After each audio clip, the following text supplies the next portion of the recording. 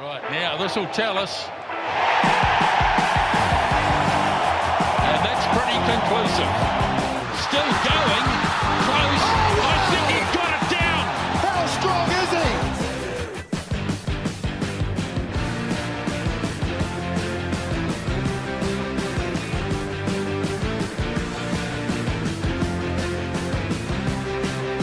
he? Welcome back. That's right. It's time for Pick and Go. And we're one round into the Super Rugby Pacific season for 2024. And there's plenty happening, Piri. Thanks for coming along and having a chat again. You get through the week okay? Yeah, not too bad. Some bloody amazing results from some of the teams that we kind of picked. But yeah, looking forward. I mean, this week's going to be some even harder games to try and juggle, but it was a great weekend of footy. Well, yeah, it's a super round this weekend, round 2, all games in Melbourne. But before we get to that, you'll notice that Searle isn't with us today. Now, he's a busy man, so he double booked himself. So I spoke with him earlier. And we'll get to what he had to say a wee bit later. But one of the questions I asked him was around the mouth guards and the controversy that we had in a number of games over the weekend. Piri, was it mandatory to wear a mouth guard when you were playing, or not mandatory, but they always try to encourage us to wear them. It only takes so much impact away from actually, the biggest issue around concussion. But I mean, it's not going to protect you if they put you in if you get knocked in the right spot, where you put your head in the wrong spot, I should say. It's not going to protect you from getting knocked out.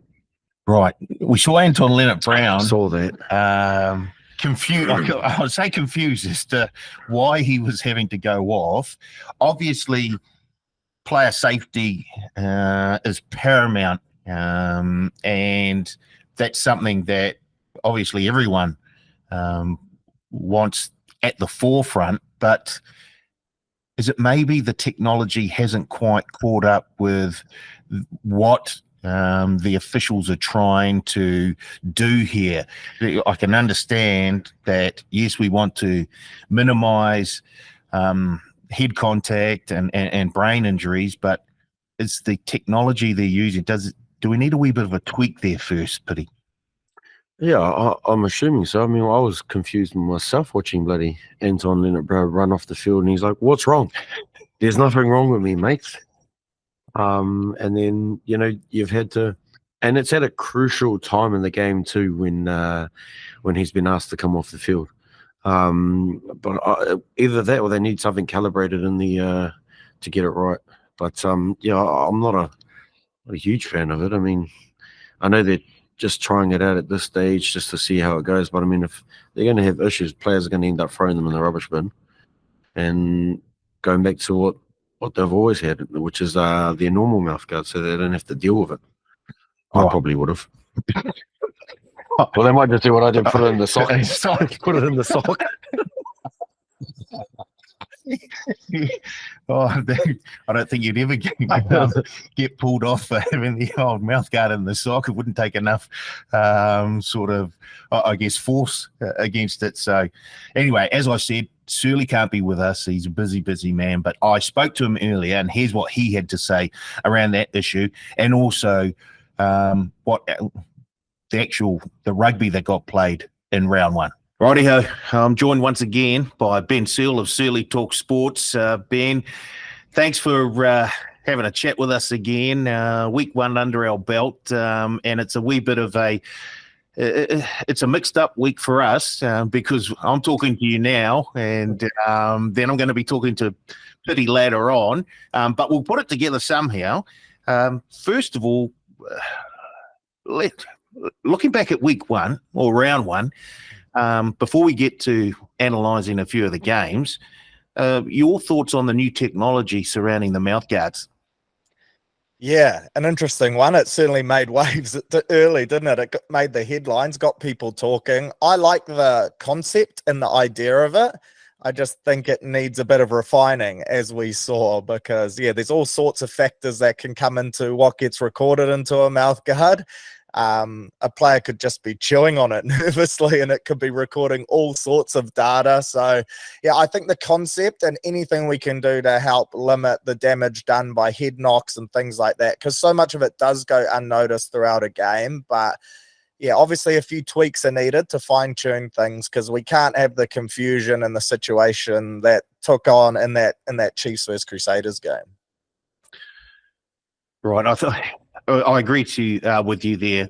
To be fair, the actual concept is good, but with all new concepts, there's usually a few teething issues, and I think that's what we saw in round one of Super Rugby Pacific. So hopefully they can make a few tweaks, improve the technology, and hopefully player safety will be at the forefront, and there'll be less unnecessary, I guess, disruptions to the game with players having, as you say, maybe just chewed on their mouth guard a little bit too hard. You just mentioned the Crusaders Chiefs, a repeat of last year's big final, and what a way to start this year's competition. Huge game there in Hamilton. The Chiefs getting out to a big halftime lead. And once again, the Crusaders just come back. They will not die. And they actually took the lead late in the game, only to be undone by a couple of late penalties to the Chiefs. I guess you're out. You're sort of what you took from that game. Yeah, pretty much exactly what you said. I actually thought the game was over and the Chiefs had won that game, and then the Crusaders, in such typical Crusaders fashion, they showed that even though they're missing some troops this year, you can never write them off during games, because they're a proud side. They're used to winning as well, and they almost pulled off one of the great comebacks. I feel like the Chiefs were the better footy side. I thought they were slightly more impressive. They fired a few more shots, so I think the result was a warranted one. But the Crusaders showed that, again, they're going to be a lot closer than some people might have thought, including myself. I had them as a semi-final side, but geez, they look like they could finish in that 1-2 again. I thought this was a really exciting game and the perfect way to kick off Super Rugby for the year, because there was plenty of razzle-dazzle. Both teams chucked the ball around, and there were some great individual performances as well. Moving on from that, Brumby's way too good for the Rebels, and it looks like it could be a long season for the Melbourne-based side. Of course, they've got a whole lot of issues going on behind the scenes, and maybe that has sort of filtered down to the playing group as well. Anything from that game, apart from possibly the Brumbies being the best Australian side once again, anything else that you took out of that game? Yeah, I thought the Brumbies looked good. And like you said, the Rebels, it just shows that the back office can affect the performances of the players at times. And it's interesting, Super Round this week, and it's in Melbourne. So it'll be interesting to see the type of turnout they get, because you could argue that the game isn't in the strongest of positions in that region at the moment. But it's going to be another long year for the Rebels. I thought they recruited quite well in the off-season, but still that's clearly not enough. Like you said, the Brumbies and probably the Reds look to be the strongest of the Aussie sides too. So really looking forward to this week's matchups, because they're going to take on some Kiwi sides and some pretty handy ones in that. So we'll get a good gauge as to where the Brumbies are at. Right, the Hurricanes force and the Canes put on a bit of a performance, slightly surprising. Well, were you surprised by the margin of victory by the Canes over the Force? Always a tough place to go across to Western Australia, and playing at midnight New Zealand time. The body clock can be out of kilter. It didn't seem to be the case, though, for the Hurricanes. They got off to a quick start and just kept the pressure on throughout the game, to be fair. Yeah, look, I need to make a massive apology to all the punters out there, your pick and go listeners, and everyone in general that took my advice, because I was pumping up the Force. I thought they looked good in preseason. Like you said, hardest place to go round one, you could argue, over to Perth, make the long trek and have that midnight game in pretty humid conditions. So I like the Force's chances to cover the line and even pull off the upset. I thought the Hurricanes had a bit of a disjointed preseason, but geez, did they prove me wrong? They looked unreal. That young lad on debut in the 9 jersey, I can see why they went with him. They've got 3 great halfbacks there now, so a great problem to have. But yeah, sorry to the punters. I heard from a few of them in my DMs. Hopefully I didn't ruin all your multis like I ruined Paulie's. And yeah, the Force look like they will be a pretty similar side to what they were last year. And the Hurricanes, they showed that they, again, like a couple other Kiwi sides, are well and truly title contenders. I'm glad you mentioned the number 9 jersey, because with the, I guess the retirement of Aaron Smith, leaving the black number 9 jersey, that leaves it open for anyone who's willing to put their hand up, and you would think that Cam Roigard would be right towards the front of that queue. But the Canes showed that with the chauffeur, it was Viljoen. They've got it, and of course the old man TJ Perenara. They've got plenty of depth there, but there are a number of other sides in the Super Rugby comp that have got a bit of depth in the 9 role as well. Xavier Rowe played very well for the Crusaders. For the Chiefs, against the Crusaders. But the Crusaders also, they've got a bit of a battle on them for their number 9 jersey as well. So there's plenty of competition there. Yeah, it's a stacked position, isn't it? I thought Folau Fakatava was really good on the weekend as well. He brings something a little different to all of those names we mentioned. But like you said, we were all in on Cortez Ratama to make a push for that. And it looks now like he's in a massive battle with Xavier Rowe just to wear the starting 9 jersey. So, yeah, plenty of halfbacks coming through. It's not a position we're going to be lacking in for years to come. Noah Hotham, another one that jumps out on paper, is looking every bit an All Black in the future. So it's a strong position for us in this country. And again, Australia and co, they would be lining up to have any one of these 6 or 7 guys in their roster. Right. Blues, Fiji and Drua. The Blues look clinical without... No, they did. They look very, very good. I see the bookies have tightened them in the outright market as well. I guess they did enough. They got through the game, played well. They got a few combinations going. There was a lot of positives to take out of that game for the Blues. Yeah, the Drua, we spoke last week about how much of a dangerous side they are, and that if you give them an opportunity to play running rugby, they'll make you pay. I thought the Blues played a very exciting brand of rugby and showed off their own skill set, scored some great tries, and they had opportunities to score more points as well. Just that final bit of execution let them down a little, but I'm still confident on my preseason take there, Chiefs Blues final. I just think that both those sides on paper, they have attacking threats all over the park. Hoskins Satutu was outstanding in a man of the match performance. So yeah, great signs for the Blues. They kind of continued that preseason dominance and showing that they can play some ad-lib footy, but they have a great structure there as well. On to the last of the New Zealand teams on Saturday, the Highlanders up against Moana Pacifica, and Moana Pacifica took it to the Highlanders and gave them a wee bit of a fright, but in the end, a bit of Fakatava brilliance and maybe Moana just running out of a wee bit of gas towards the end there. But it doesn't look like they're going to be the easy beats this season, and the Highlanders had to play well to get over the top of them in the end.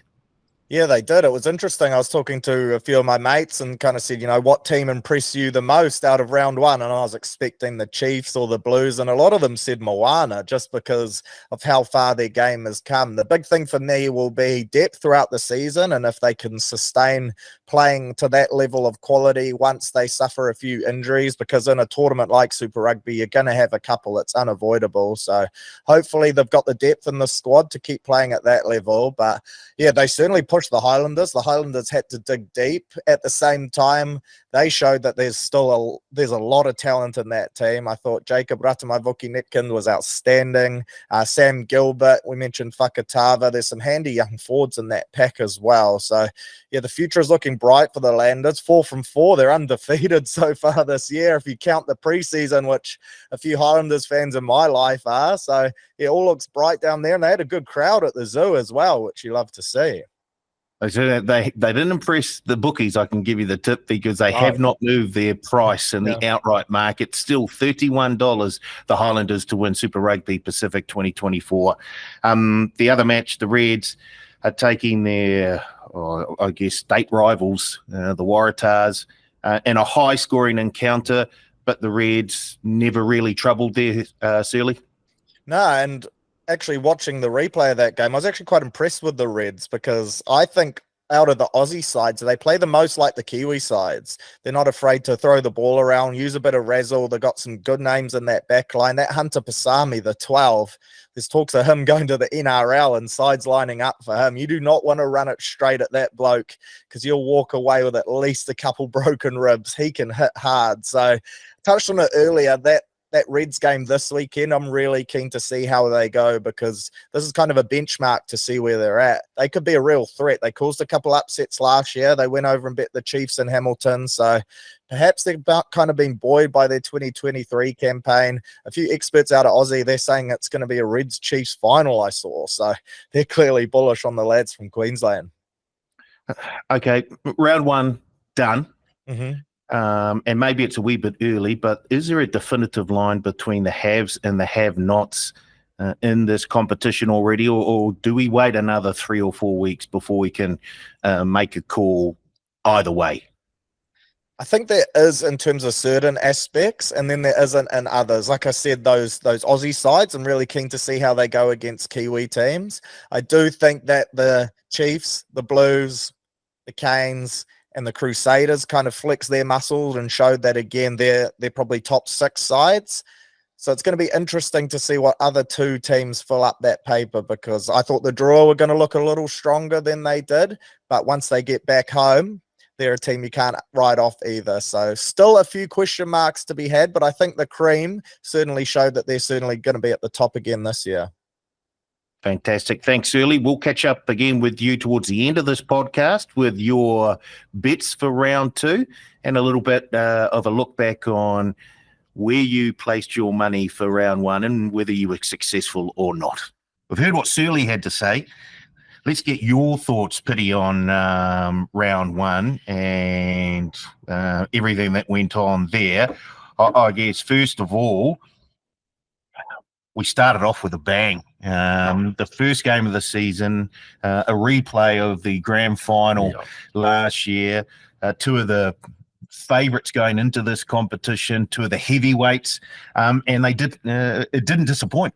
No, not at all. I mean, the Chiefs come out hissing, didn't they? They looked like they were in form, and it didn't look like the Crusaders were going to be able to match them for 80 minutes, but true to form, after half-time, Crusaders do what they do and claw it back and take the lead, and then, it becomes a bit of a scrap to try and get momentum and get key moments in the game to allow you to get the win. So, yeah, it was very entertaining. I mean, watching the 2 heavyweights from last year's final go toe-to-toe and open our Super Rugby season up, and I'm not disappointed at all. It was a great game to watch. You look at that game, and there are a number of standout performances from quite a few players across the field. DMAC, for one, looked very, very good. Definitely, and I think teams are going to have to just be a wee bit wary of kicking back to him under this new rule, which opens the field up for a counter-attack for a player just like DMAC. Oh, yeah. Well, obviously he's playing in the back there at fullback, but can also come to the front and play and put guys into holes. But, yeah, seeing him just basically size up the opposition, see where their space is for himself, and then create opportunities for his teammates. It was good to actually see him stretch his legs and, play with that confidence that he's been playing the previous years. I guess we should talk about the nines because we weren't quite sure who was going to have the 9 jersey on for the Chiefs, and in the end, Xavier Rowe put his hand up, and I don't know, but I don't know what sort of policy the Chiefs are going to have around that number 9 jersey, but it looks like off that performance, I know it's only one performance, but it looks like he said, "Pick me, coach, I'm the one." Well, I guess it's always a big battle. I mean, the Hurricanes going to be going with that with TJ coming back into the fold, and Bill Ewan's played a huge game in his debut. So there's a lot of opportunities for these Nines to put their best foot forward. Obviously, Rowe got the nod, played outstanding, kept the momentum and the speed of the game flowing, so that the Crusaders couldn't slow things down and get themselves into the game. And then having that experience of Rehana come in at the end there sort of helps seal things. Sometimes when you come off the bench, you get a little too keen to do things instead of sticking to the game. I've done that plenty of times. Come off the bench, I'm like, nah, man, I'm not just going through the motions here. I want to play footy. So I've been in trouble a few times. But I mean, just to close out a game, that's always a huge thing. Understanding how long to go in the game, what you need to do, and how the team can do that. And I think they've got a good balance, and I don't think it matters who starts out of the two. I think with the both of them there, it depends on what game how fast they want to start the game and how they want to close it out. Same with the Crusaders. They've got a bit of a battle in the 9 jersey as well. Well, in the 10 jersey as well. But the 9 jersey, it's not a done and dusted. It's not locked up. There's a bit of competition there as well. It's almost like no Aaron Smith, but we've got plenty of options. I know we don't have the experience that Aaron Smith had in terms of the black 9 jersey, but there's still plenty of competition there. There are any number of players sticking their hands up, and probably the halfback of the round one, Folau Fakatawa, who had a great game for the Highlanders and just showed that sort of X factor that he has with that around the back pass, no look, boom. I'm pretty sure I remember you doing one or two of them. I'm not sure if they connected with it. No, they did. I didn't want to get in trouble. That's probably why I never threw them as much. No, across the board, like most of our franchises in New Zealand have got good depth in terms of competitions to get a starting spot. Obviously, each franchise has got their starter, but I mean, the next cab off the rank is actually nipping at their heels, and it makes for good competition, not just for the team, but for that space in terms of I'm actually a bit better, coach, put me in. If I get that chance, I won't let you down. So not only is it good for the young guys, but it's also good for the older guys. Obviously, Crusaders have got Drummond, started with Drummond, who's been a stalwart for the Crusaders for some time now. And, in terms of these up-and-coming players coming through that are nipping at his heels, it helps him show that he's still in charge. But the new flavour that's coming through with players and their talent means that they can finish off what he started. Right, let's look at the Hurricanes now. And we were slightly concerned that they had to travel to Perth to take on the Force in round one. Starting the game at midnight New Zealand time. That could be, I mean, that was usually when you were on your way to Courtney Place. So to get a feed. So in the end, it was no problem for the Hurricanes. And boy, oh boy, did that pack look very, very good, which allowed the likes of Viljoen to show the skills that he has. They were dominant pretty much right across the park, the Hurricanes, and does that mean that they're really, really good, or does that mean the Force maybe are really, really bad?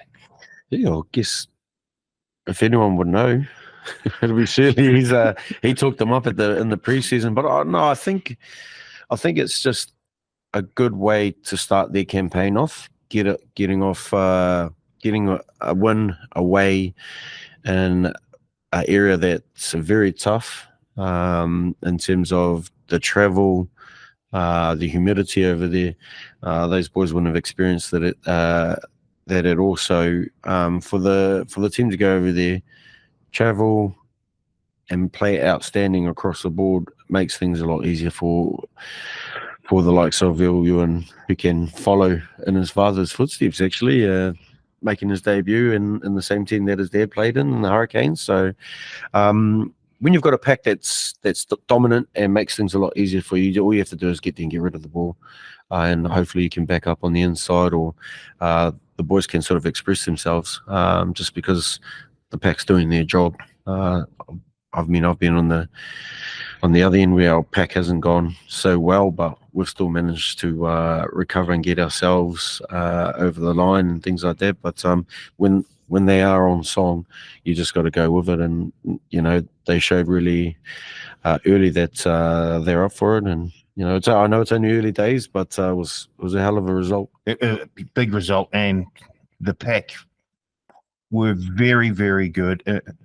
The front row were very, very good as well. But the real test will come when they're up against the likes of the Chiefs and the Crusaders and the Blues, and just how well the pack performs then. That'll then give us a better idea of just how good this Hurricanes team is, and just how far they may be able to progress into the season. But they ticked a lot of boxes in round one over there. The Blues, clinical, good. They were never in danger, to be fair, against the Drua. They won by 24 points in the end. I thought Caleb Clark, he looks very, very fit. He hasn't lost any power, but he looks a changed man. I don't know how many kilos he's dropped, but he looked very, very good. Yeah, rumor has it he's almost basically what he was when he was running around in the Seventh Circuit with New Zealand, and to be at that weight and still have that power and that pace.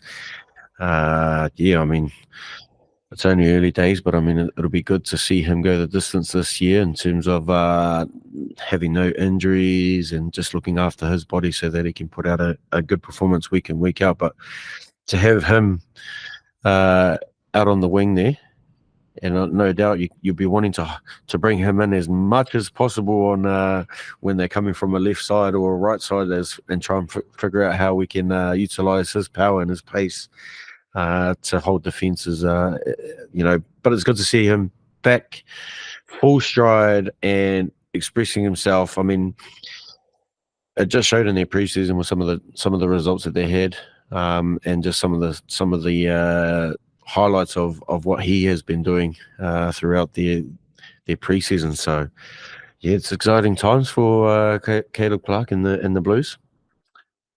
The Highlanders at home taking on Moana Pacifica, and Moana Pacifica gave them a run for their money. And when it was, I think it was all tied up at 21 all at one stage, it looked like Moana Pacifica they may be in for the upset over the Highlanders, and then we saw a wee bit of magic from Folau Fakatava and that Highlanders backline, and then in the blink of an eye, the Highlanders are off and gone. So what do you take out of that match? Oh, I think it was just a good learnings for the Highlanders in terms of, we talked about the youth of their players and the excitement of actually being in Super Rugby. But not only that, you've got the mix of some of your experienced players that have been there to help guide a team. Obviously, Fakatava's been huge in terms of his development, being beside Nuggie. So his understanding around the game and how he can drive a team is huge. And that flick pass that I've seen him throw a few of them, and they've been pretty good. But I guess when it comes down to the back end of the game, that's when you need your experienced players to step up and help guide the team.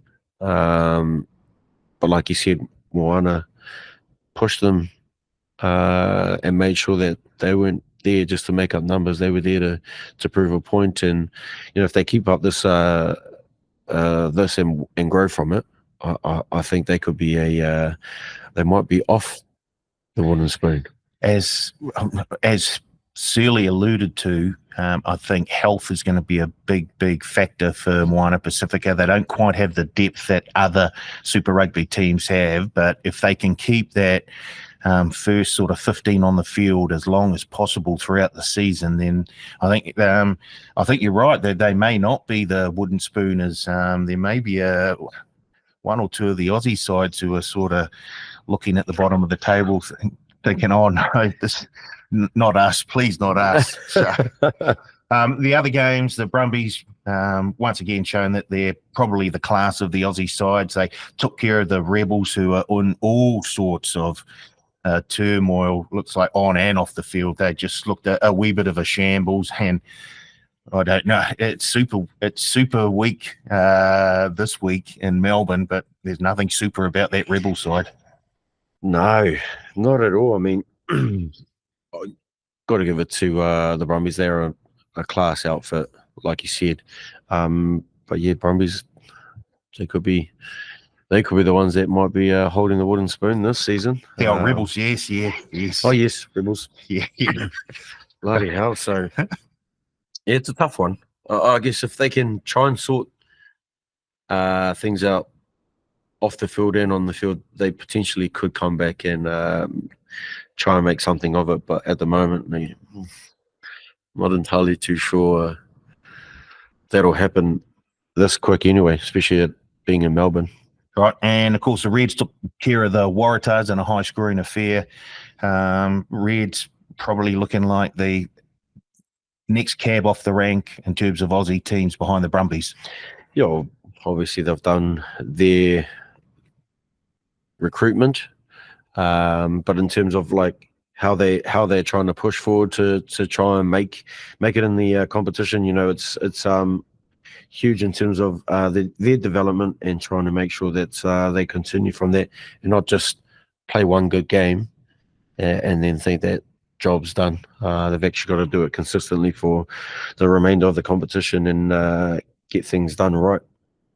Yeah, I thought Fraser McRae, the open side for the Reds, was very, very busy all game long and looked like he was fully fit, ready to go for the season. So looking forward to seeing him and how he progresses during the season. So same as Hodgman.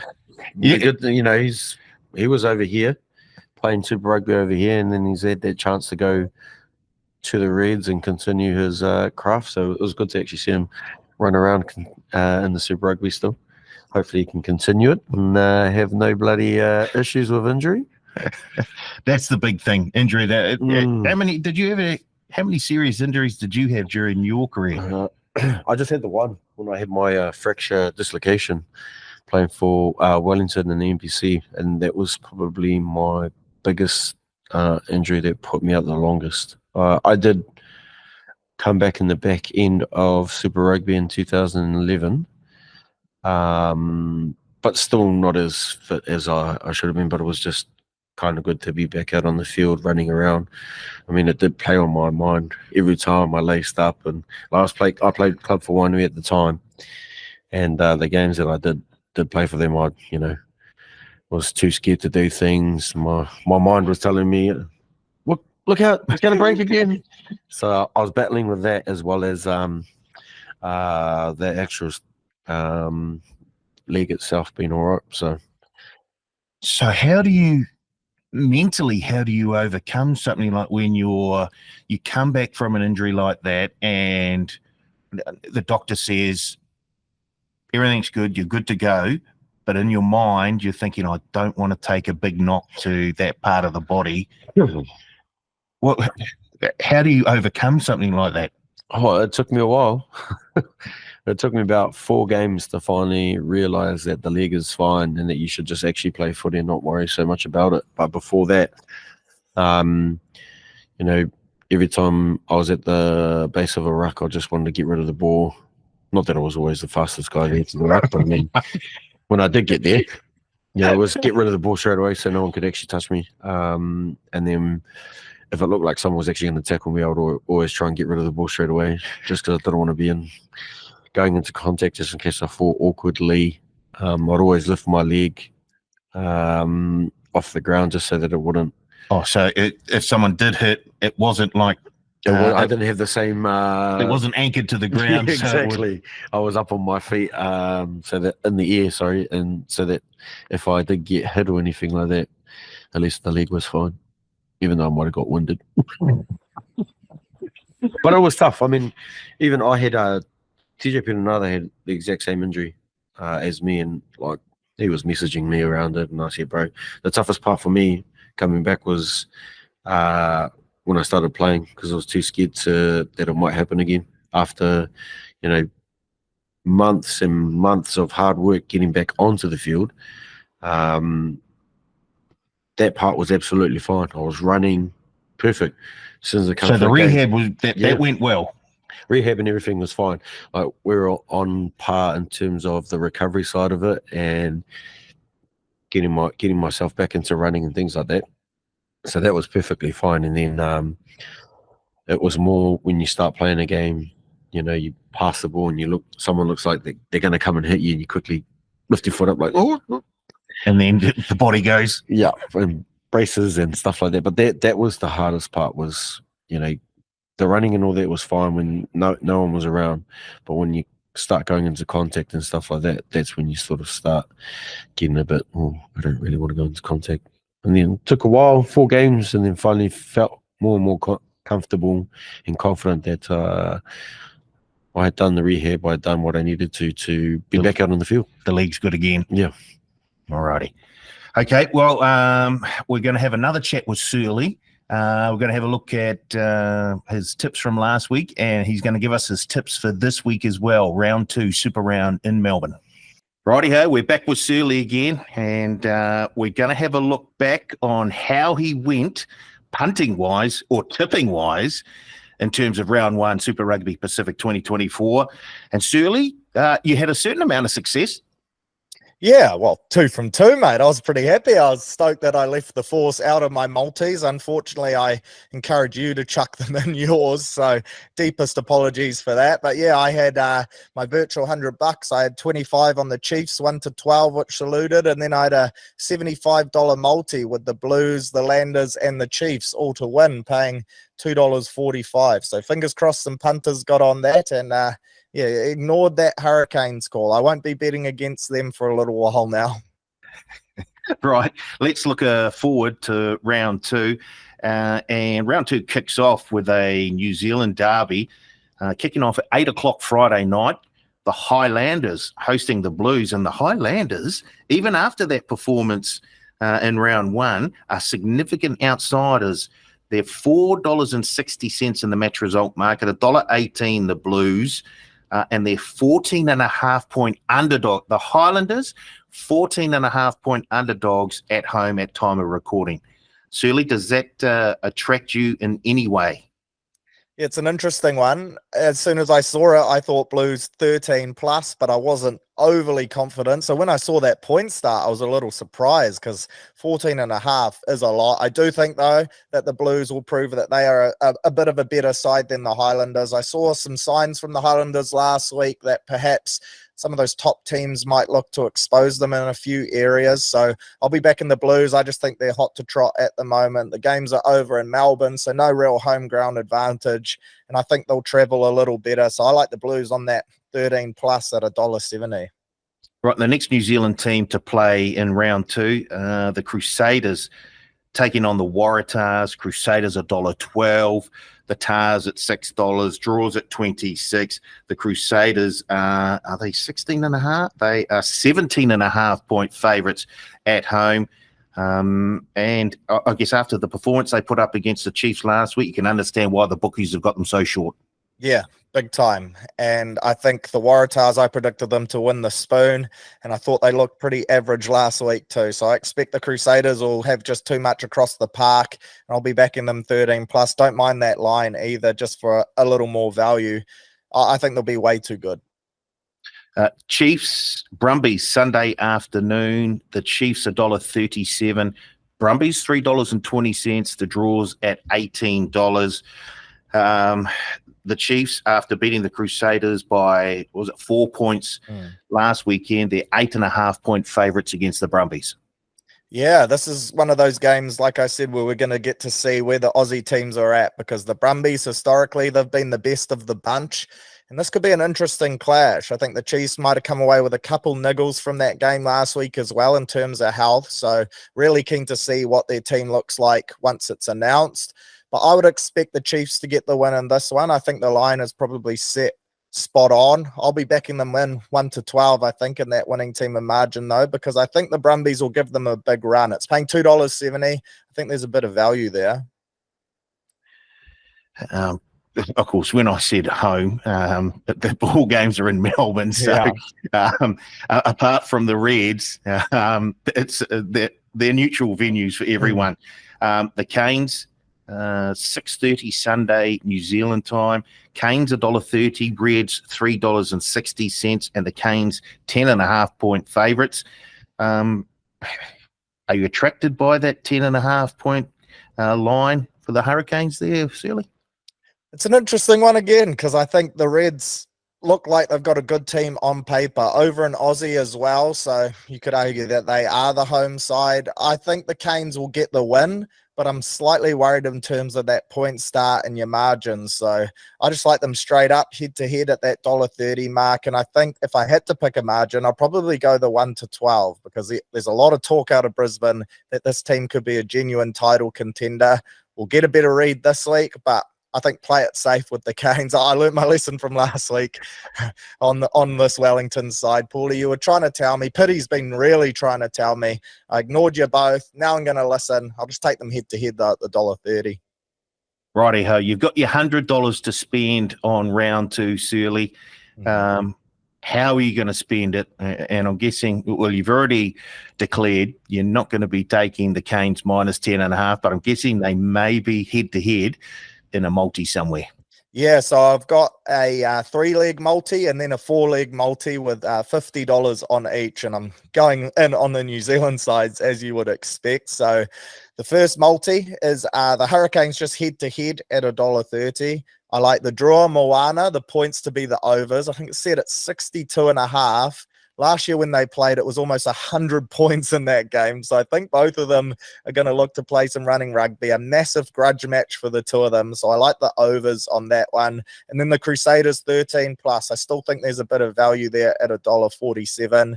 And then for my second multi, I went Blues 13 plus, Crusaders 13 plus. I like the Chiefs 1-12. And then I just went the Canes on the nose again, because I can't bring myself to pick a margin for that one. That one's paying $9, so I really like that bet as well. Very good. I'm guessing that if the Chiefs get up 1-12, that's going to be your favourite betting option for the rest of the season. Chiefs 1-12. Yeah. Look, to be fair, they've had a pretty tough start to the year, haven't they? The Crusaders into the Brumbies. So I think that they deserve to be winners, and everyone should be tipping them in. But I think they're taking on 2 of potentially 4 of the best teams in the competition. So I expect this game to be pretty tight. Fantastic, Searle. Thanks for that. Good luck with your punting this weekend. And if any of our listeners follow you in, I hope them the best of luck as well. Don't forget, we've got the Pick and Go tipping comp as well, Searle. You're all signed up, ready to go for that. And remember, it starts round 2, so don't worry if you weren't in for round 1. The points don't count until round 2, which starts this Friday, 8 o'clock in Melbourne. Highlanders taking on the Blues. Searle, you keen on your chances in the tipping comp this year? Yeah, just the one slip up last week. I've learnt my lessons again, and I'm going to move on, take some form into this one. So yeah, I don't mind it. I saw a lot of people tipping the perfect round as well. So I'd say there'll be a few punters out there that are feeling pretty confident of perhaps taking home some of those generous prizes on offer. Excellent. We'll talk again after round 2, where we have a look at how we went, and I look forward to round 3 next week. But until then, Searle, go well, and we'll talk again. Cheers, mate. Righty-ho, Piri. Let's have a look towards. Well, we'll have a little look back to last week, and you weren't too far off, I don't think. I think you had a $50 multi, Chiefs, Canes, and Landers all head-to-head, $50. So that went tick, tick, tick, tick. Very good. You had the Canes to win 12 and under in a single, and that was probably off the back of Searle trying to convince you that the Force were a bit of a go, because he convinced me as well. So we'll blame Searle for that one. And then I think you had D-Mac to be first try scorer in that Chiefs Crusaders game, the first game of Super Rugby Pacific 2024. And although he didn't score the first try, boy, oh boy, he looked very, very good when he was on the field. He shouldn't have passed it. He should have just dummied and win himself. No. Okay, let's have a look to this week, and we'll preview a few of the games. First game up, Highlanders Blues. Highlanders, $4.60. The Blues, $1.18. Can you give us a reason to back the Highlanders, or is it all about the Blues warmed up nicely in round 1 with that win over the Drua, and they're just going to get better here? Well, if it was me and I wanted to try and make a bit of money, I would back the Landers, hoping that they'll come through. But that's just me being salty, really, because they're doing really well, the Blues. You just want to try, and that might be their week that they potentially might rest some of their big boys, thinking that they've got it in the bag. So I don't know. It's a tough one, but if I was going to pick, I would. My gut's telling me to go with the Blues. The money's telling me to go with the Landers. Well, we'll find out a wee bit later when you decide what you're going to do with your $100 this week, exactly how you feel about that game. Because you can talk all you like about a game, but until you put money down, it's totally different. Then we know who you really, really think is going to win. We should touch on the big Pacific derby. Moana Pacifica, $2.80 up against the Fijian Drua at $1.42. The Drua are 8.5-point favourites now at $1.87. Did you see enough in that game against the Highlanders by Moana Pacifica to think they can keep this game close? Yeah, I think they've third season in the competition. They've got a few scalps under their belt, and they're slowly improving. Obviously, with the new management now, coaching staff, it's a chance for them to sort of work on being a bit better than they were the last time. So I'm pretty sure this will be a close game.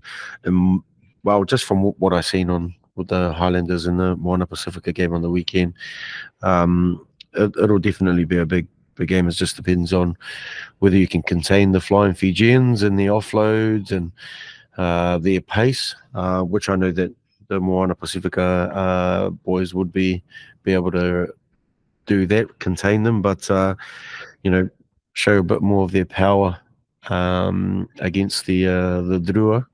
And yeah, it'll make for a good game. Definitely going to be a tough one to pick. I'm guessing that you're not going to have that in one of your multis this weekend then. You never know. Well, we're going to find out. Well, you'll never know. We're going to find out. Crusaders. Oh, boy. Waratahs, watch out. In fact, the Crusaders have put a few cricket scores on the Waratahs over the Super Rugby. They have.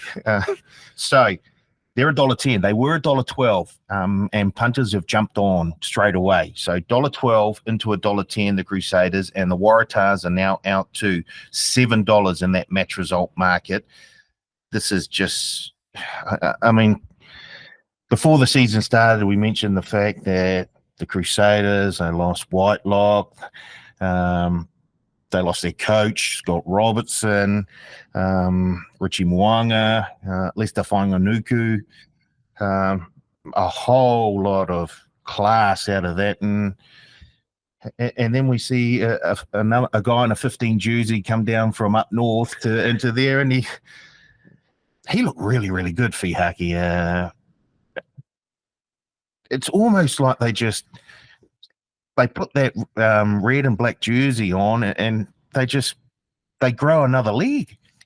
I think it's more the fact that they can express the way that they play within their structures. I'm no doubt with the structures that they've had over the years. Every time someone comes along, they just slot straight in there. But it's always around their leadership, and I'm pretty sure they're pretty good on nailing their spine every year. The Crusaders, which helps in terms of their guidance for 80 minutes in a game, and help those players grow. So, yeah, I mean, geez, he was pretty electric, wasn't he, when he had his opportunities? And it's pretty exciting to see him run around with the Crusaders. They're going to be too good, aren't they? They're going to be too good.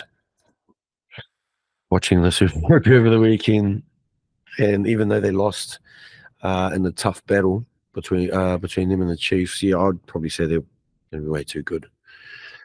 Right, outside of Moana Pacific, Fiji and Drua game, the match of the round, probably the next game, the Chiefs Brumbies. Chiefs $1.37, the Brumbies $3.20 in that match result market. Chiefs 8.5 point favourites. The game total in this one is 57.5. Does that point start Brumbies plus 8.5 tempt you at all?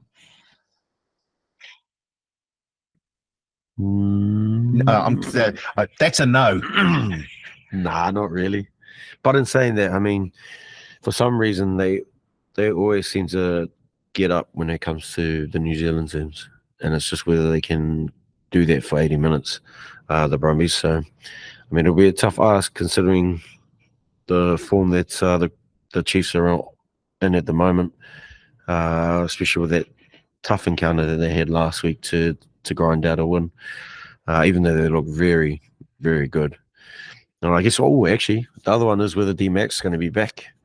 He come off injured on the weekend. Picked up an injury, he did. So hopefully it's just something small and not too big that he can actually lace up this week. But we won't know until, I guess, Wednesday, Thursday, when they announce their squads. Funny, they had an ex-All Black come on in the second half of them, the Chiefs, and was it Josh Ioane? So there was a wee bit of depth there anyway, but just the way that D-Mac played in that first half, he was electric. He was almost the catalyst for every sort of attacking move that the Chiefs had. He was superb. So it'd be great to see him there, and also give Scott Robertson another sort of, I guess, a piece to the jigsaw puzzle when he starts to decide who he wants in his All Black. I'm sure D-Mac will be in there, just in what jersey is he going to be. And he certainly put his hand up in round one to say, hey, that number 10 jersey, don't forget me. I'm good to go. I'm knocking on the door. Yeah. Hurricanes Reds. Hurricanes are $1.30. The Reds are $3.60.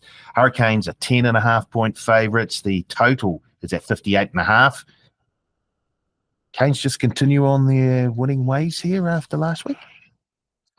Well, consistency has been one of the struggles in the past, and so hoping that this year they've, under new guidance with their coach, they try and go back to back with wins to show a bit of consistency. But I'm tipping them to do it. But I mean, if the Reds are pushing to be the second best team in Australia, they're not going to make this easy for the Canes. Right, it's business time. You've got your $100. How are you going to go about spending it this week in Super Rugby round 2? I'll do a multi, and I've got in my multi I'll have $50. It'll be Moana Chiefs and the Canes. And I'll put 25 on Moana to get over the Drua. And I'll put $25 on who would I pick last week that I probably shouldn't have? Last week, Chiefs, Canes, Landers in a multi. D-Mac was my top. D-Mac was your first try scorer. scorer, yeah. And as we speak, teams haven't been announced I yet. know. So that's the hardest part, trying to guess it. I'll go with Caleb Clark to score the first try. Beautiful. Let's just hope the Blues put all the energy into giving him the ball. I think he'll go looking for the ball anyway. So. I just took one bet last week and I missed out because Searle convinced me to take the force plus the points and they were terrible. So I'm not listening to Searle anymore. I'm going to go fairly simple. I'm going to go the Blues head-to-head. I'm going to go the Crusaders 13 and over. And I'm going to go the Hurricanes head-to-head as well. $100 on that. 3-leg multi. Blues head-to-head. Crusaders 13 and over. Hurricanes head-to-head. Boom, done.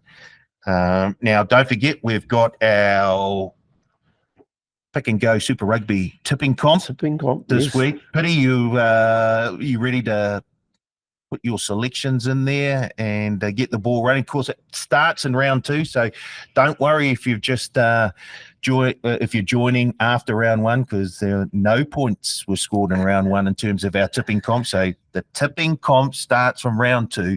There are some prizes at the end of the season as well for TAB account holders. We've got some bonus bets to give away.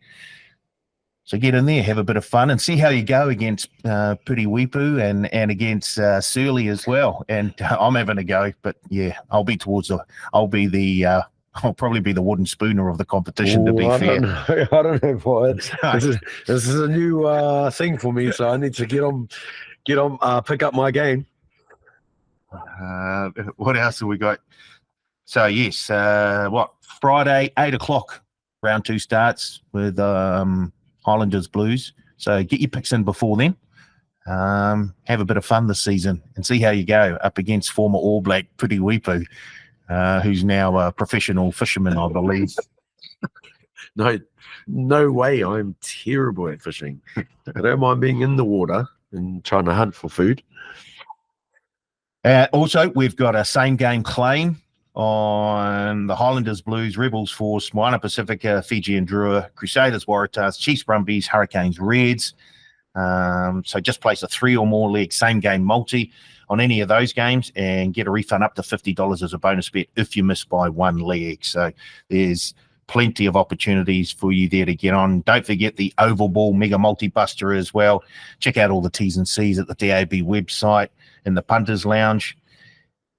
I think we've got through another week, Piri, hoping that we are pretty successful when we come back next week to review what went on. I'm just writing down all my notes from all my picks. I'm like, I better make sure I get them right this week. Look, I think we're going to go well this week because we're not being influenced by Searle. So, but to be fair, he was very, very close to picking the round last week. Outside of that Force Hurricanes game, I think he was pretty close to the mark. So, if you want to follow him, go ahead. If you want to follow Piri, go ahead. If you want to follow me, take a look at yourself in the mirror. Don't do that. I wouldn't do it. That's it. We're done. Sure. Thanks for tuning in. Thanks for listening to the Pick and Go podcast. We'll be back again next week. This time next week, we'll have all 3 of us talking at the same time, I'm pretty sure. So it won't be as disjointed. But enjoy the Super Rugby this weekend. It's Super Rugby weekend in Melbourne. All the best for your bets. And if you haven't got the tipping comp, all the best there too.